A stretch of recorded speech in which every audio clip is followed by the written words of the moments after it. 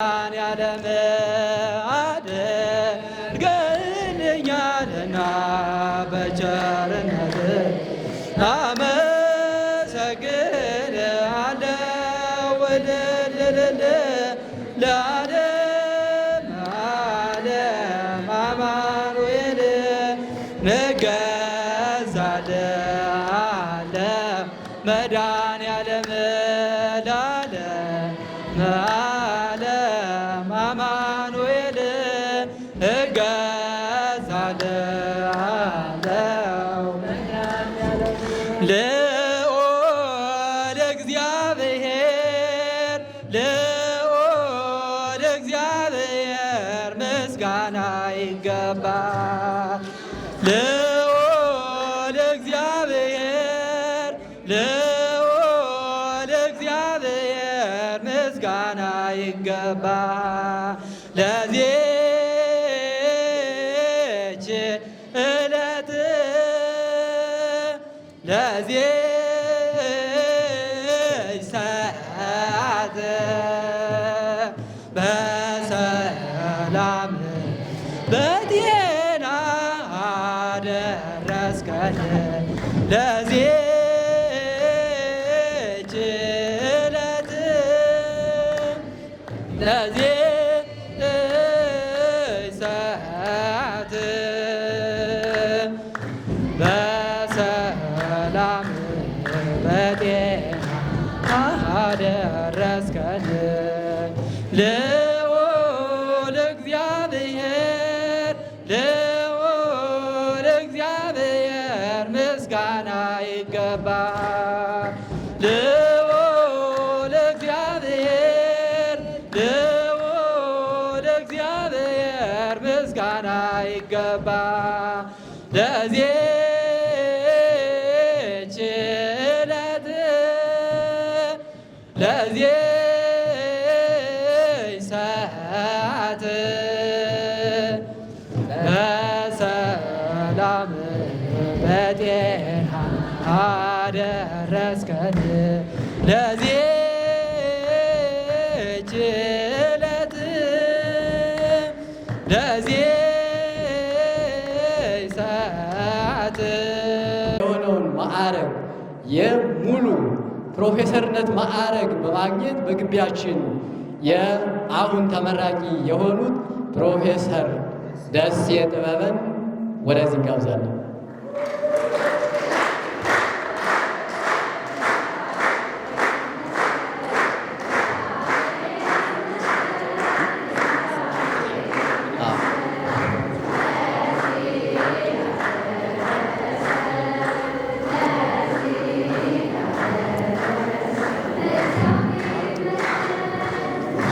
ሄዱ አሁን ሁለት ነገር ይጠበቅባቸዋል። አንደኛው የስራ ወደ ስራ ትሰማራላችሁ የስራ አለ። ሁለተኛው ደግሞ የቤተክርስቲያን አገልግሎት አለ። እናንተ በሁለት መልኩ ወይም በሁለት መልኩ የተሳላችሁ ናችሁ። የቤተክርስቲያን የዓለማዊው ሁለት ስራ ስለሚጠበቅባችሁ እንግዲህ ወደ ስራ ስንሄድ ብዙ ነገር ይጠበቅብናል። በስራ ቦታ፣ በቤተክርስቲያን አገልግሎት፣ በቤተሰብ እንዲህ ነገሮች አቻችለን መኖር የኛ ድርሻ ነው ብዬ ነው የማስበው። ወደዛ ስንሄድ ብዙ ጊዜ አሁን ከግቢ ከወጣን በኋላ ብዙዎቻችን ከቤተ ክርስቲያን እንጠፋለን፣ ምክንያቱም አናውቅም። አንዳንዶቻችን ደግሞ ጠንክረን እንቀጥላለን። ይሄ የቤተ ክርስቲያን አገልግሎት ለእኛ ለሕይወት በጣም ጠቃሚ መሆኑን ልንረዳ ይገባል። እኛ አንዳንድ ጊዜ እንደው ከዚህ በኋላ እረፍት ነው ባንል ጥሩ ነው። ምክንያቱም ለእኛ ለራሳችን ለሕይወታችንም ጥሩ ስለሆነ አሁን ሳይንስ አይታችሁ ከሆነ ጾም ጥሩ ነው ይላል። አሁን ቤተክርስቲያን ካራቅ ከቤተክርስቲያን ከሆነ እንጾማለን፣ እንጸልያለን፣ እናገለግላለን። አገልግሎት በቤተክርስቲያንም የሰንበት ትምህርት ቤት ማቋቋም አለ። እነሱን ጋይድ ማድረግ ሰበካ ጉባኤ፣ ሰራተኛ ጉባኤ የሚባሉ አሉ። በዛ ስትሄዱ ወደ ስራ ቦታ እነዚህንን አብሮ በየቦታው አባቶቻችን እያገዝነ እኛም እያገለግልን እየተገለገልን መኖር ነው። ዋናው መገልገላችን ነው። አሁን እግዚአብሔር የተመሰገነ ነው። እኛም የሚጠበቅ እኛ ስናገለግል እየተገለገልን ስለሆነ እኛ በምንሄድበት ቦታ አራያ ሆነን ስራችን በአግባቡ ሰርተን በቤተ ክርስቲያንም የምንሰራው የምናገለግለው መኖር እንዳለበት አሳስባለሁ። ምናልባት አሁንም ቢሆን ወደ ስራ ስንሄድ የተለየ አካባቢ ምናልባት አንዳንዶቻችን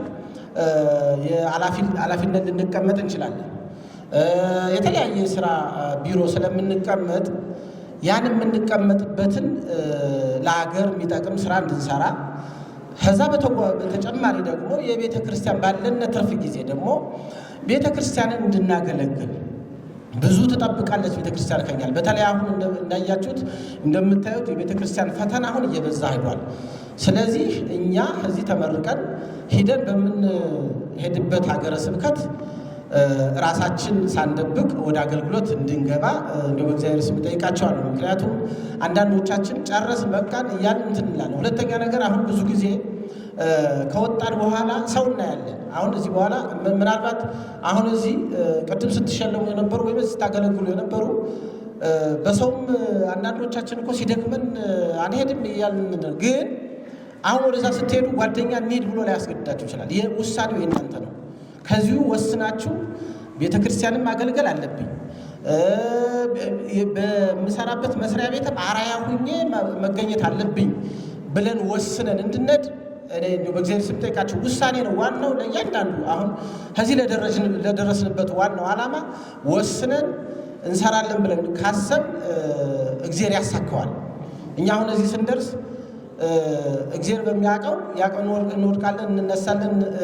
የአቅማችን ደርሰን እዚህ ስንደርስ በእግዚአብሔር ፈቃድ ነው እንጂ በእኛ እንትንም አይደለም። ስለዚህ ወደዛ ስንደርስ በደንብ እናገለግል የሚል ነው። በስራ ቦታችን ደግሞ እንዲሁም ለዚህ እግዚአብሔር የተመሰገነ ማህበረ ቅዱሳን ለዚህ ለቤተ ክርስቲያን ለራሱ መንግስት ያውቃል። ከቤተ ክርስቲያን የሚወጡ ሰዎች ቢያንስ ቢያንስ በቤተ ክርስቲያን ላይ ድንጋይ አይወረውሩም የሚል የማህበረ ቅዱሳንም ዋናው ዓላማ የመጨረሻው ዓላማም ስለነበረ ቤተ ክርስቲያንም መንግስትም ከቤተ ክርስቲያን የሚወጡ ሰዎች አትሊስት እንኳን ለቤተ ክርስቲያን ስለሚማሩ የሚሰሩ ስራ ውጤታማ ነው ብሎ ያምናል። ስለዚህ እናንተ በመስሪያ ቤታችሁ አሁን በየትኛውም ስንሄድ የማህበሩ ልጆች ናቸው። በጣም አራያ ሆኖ ሞዴሉ ነው የምታዩ እና አሁንም ወንድሞቼ እህቶቼ ወደ ስራ ቦታ ስትሄዱ እግዚአብሔር በሚያውቀው ጸሎት እያረጋችሁ ምናልባት መልካም የስራ ዘመን እንዲሆንላችሁ የተመኘው እዚህ ድረስ ወደዚህ ወደ ሕይወት ሲገባ ብዙ ፈተናዎች ይኖራሉ። ይህንን ፈተና ደግሞ እናንተ ጸሎት እያረጋችሁ ከጓደኞቻቸው ከቤተሰብ ጋር እየተማከራችሁ እንድትኖሩ በእግዚአብሔር ስም አሳስባለሁ። በየትኛውም ቦታ ፈተና ይኖራል። ያን ፈተና ግን በእናንተ ጥንካሬ ከእግዚአብሔር ጋር እየሆናችሁ እንድታልፉት ነው። እኛ አሁን እዚህ ስንደርስ ብዙ ፈተናዎች ይደርሳሉ።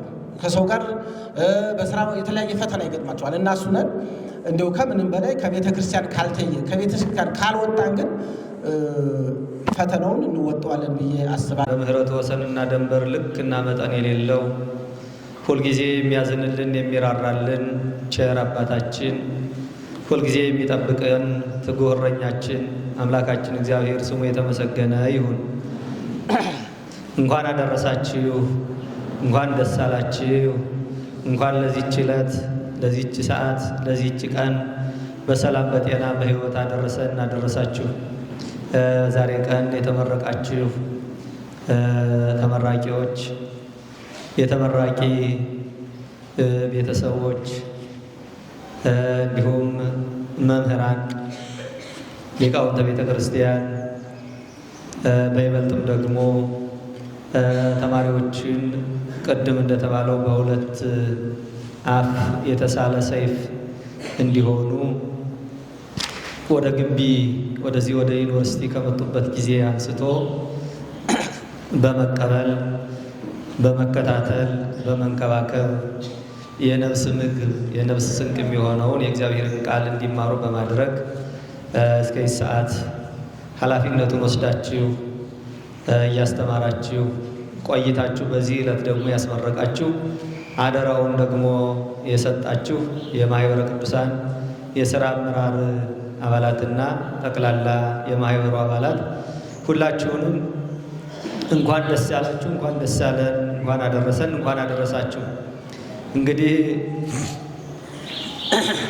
ቅድም ፕሮፌሰር እንዳለው አንዱን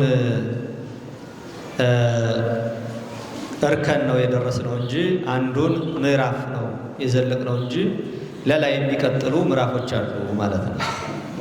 ዛሬ ተመረቃችሁ እንኳን ደስ ያላችሁ ስንል አበቃችሁ፣ አጠናቀቃችሁ፣ ጨረሳችሁ፣ ካሁን በኋላ ሌላ ጉዞ፣ ሌላ ስራ፣ ሌላ ጥናት የለም ማለት አይደለም። ክርስቲያን የመጨረሻውን አጠቃለለ፣ አበቃ፣ ጨረሰ የሚባለው ነፍስና ስጋ ሲለያዩ ስጋ ወደ መቃብር ሲወርድ ነፍስ ደግሞ መጀመሪያ ወደ ፈጠራት ከስጋ ጋር እንድትዋሃድ እንድትዛመድ ያደረጋት ወደ ፈጣሪዋ ተመልሳ ስትሄድ ያን ጊዜ የሥራ ማጠቃለያ ማብቂያ ይባላል። ያሁኑ ግን ማብቂያው ማጠናቀቂያው ሳይሆን አንዱን ምዕራፍ አብቅተን ወደ ሁለተኛው ምዕራፍ የምንሸጋገርበት ስለሆነ ለአንደኛው ምዕራፍ እንኳን በሰላም ለማጠናቀቅ ለማብቃት አበቃችሁ፣ ለሚቀጥሉት ምዕራፎች ደግሞ በጥበብ በማስተዋል በጽናት በትጋት እንድትሰሩ እግዚአብሔር አምላካችን በፊት እየመራ በኋላ እየተከተለ ከእናንተ ጋር ሆኖ ቀጣዩን ደግሞ በድል እንድታጠናቅቁ የአምላካችን መልካም ፈቃድ ይሁንልን። እንግዲህ ብዙ አንላችሁም፣ ስትማሩ ስታውቁ ቆይታችኋል።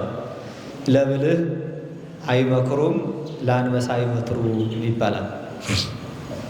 ነገር ግን አሁን ስንሄድ መጀመሪያ ስንመጣ ከነበረው የበለጠ ነው ሁሉም የሚጠብቀን። አንደኛ የሥራ ኃላፊነቱ የአገልግሎት ኃላፊነቱ ቀንበሩ እጥፍ ድርብ ይሆናል።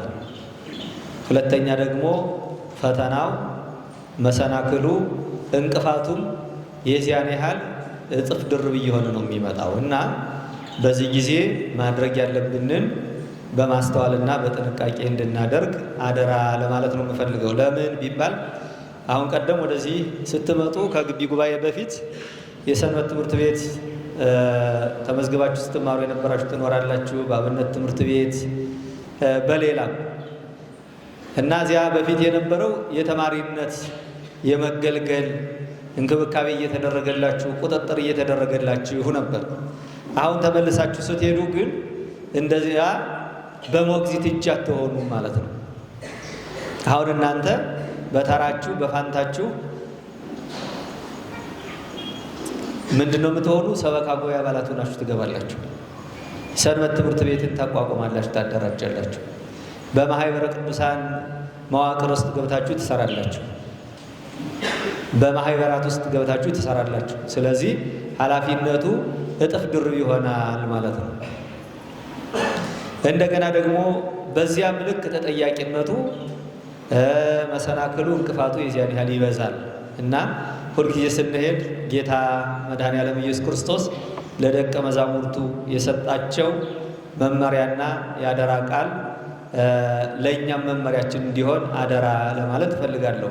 ያ ምንድነው ያላቸው ሲልካቸው ወናሁ አነ ፌንወክሙ ማእከለ ተኩላት ከመ አባግ ኮኑ እንከ ጠቢባነ ከመ አርዌ ምድር ወየዋሃነ ከመ ርግብ።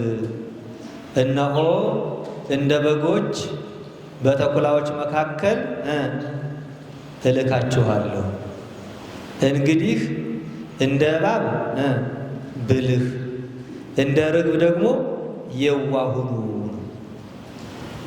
እኛ ስንሄድ አሁን ተኩላዎችን ከውጭ ብቻ ልናይ እንችል ይሆናል። በቅርብ ያለ በሩቅ ያለ ተኩላ ይኖራል። ተኩላው ዋናው ትልቁ ተኩላ ሰይጣን ጋኔን ነው። ጋኔን በልዩ ልዩ አካላት ላይ እያደረ እንቅፋት ሊሆንብን ይችል ይሆናል።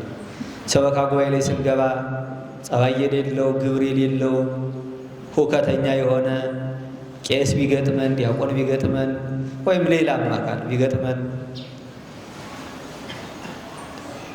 ይሄ ነው እንደ ክርስትና ይሄ ነው እንደ ብላችሁ እንዳትሳቀቁ ማለት ነው። በማህበረ ቅዱሳን በልዩ ልዩ እንትን ገብታችሁ ስትሰሩ ከወረዳ ቤተ ክህነት ጋር አለመጣጣም ይኖራል። ከካህናት ጋር አለመጣጣም ይኖራል። የገባውም ያልገባውም ልዩ ልዩ ፈተና ሊኖር ስለሚችል እንደ ርግብ የዋህ እንደ እባብ ብልህ።